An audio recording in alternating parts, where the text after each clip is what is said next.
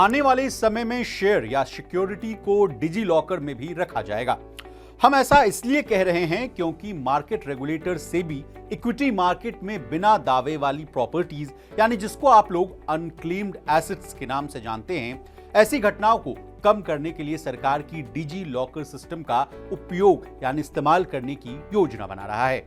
अब क्या है पूरी खबर, इस कदम से इन्वेस्टर्स को क्या फायदा होगा, क्यों सेबी को यह कदम उठाना पड़ा और तो और क्या होता है डिजी लॉकर, नया वाला सिस्टम कैसे काम करेगा, बताएंगे सब कुछ आज के इस डिटेल रिपोर्ट में।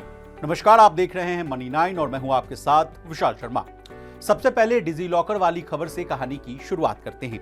शेयर बाजार नियामक सेबी ने सिक्योरिटी मार्केट में प्रक्रियाओं को सुव्यवस्थित करने और लावारिस संपत्तियों की संख्या कम करने के लिए डिजी लॉकर के इस्तेमाल का प्रस्ताव दिया है।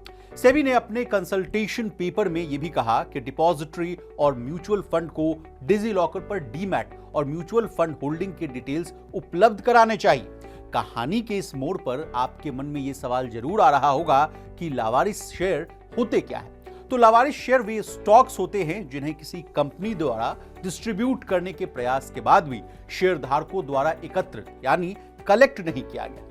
डीमैट खाते के निष्क्रिय यानी इनएक्टिव होने या अकाउंट में नया कॉन्टैक्ट अपडेट नहीं होने के कारण ऐसा हो सकता है। अब सेबी को यह कदम क्यों उठाना पड़ा, इससे निवेशकों को क्या फायदा होगा, इस बात को भी समझिए। इस प्रस्ताव का मकसद लावारिस और अज्ञात संपत्तियों को कम करना है और निवेशकों के हितों की रक्षा करते हुए फाइनेंशियल इन्वेस्टमेंट का सही उत्तराधिकारी तक सुचारू रूप से संपत्तियों का ट्रांसफर करना है। सेबी ने यह भी प्रस्ताव दिया कि यूजर की मृत्यु की स्थिति में डिजी लॉकर भारत के महापंजीयक यानी आरजीआई से मृत्यु पंजीकरण यानी जो डेथ रजिस्ट्रेशन है उसकी जानकारी या केआरए प्रणाली से मिली जानकारी के आधार पर खातों की स्थिति को अपडेट करेगा। बता दें, इसके अलावा सेबी ने यह सुझाव भी दिया कि केवाईसी का रजिस्ट्रेशन करने वाली एजेंसियां यानी जिसको आप केआरए के नाम से जानते हैं, उसको भी निवेशक की मृत्यु की जानकारी डिजी लॉकर के साथ साझा करनी चाहिए।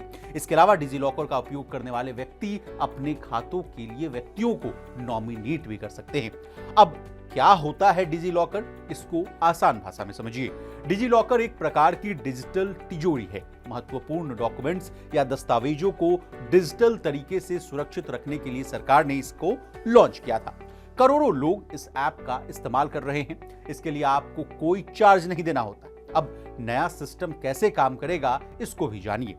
इन्वेस्टर डिजी लॉकर में नॉमिनी को ऐड कर पाएंगे। इन्वेस्टर की मृत्यु के बाद केआरए निवेशक के निधन को वेरीफाई करेगा और डिजी लॉकर में दर्ज करेगा। डिजी लॉकर नॉमिनी को निवेशक की मृत्यु की सूचना देगा।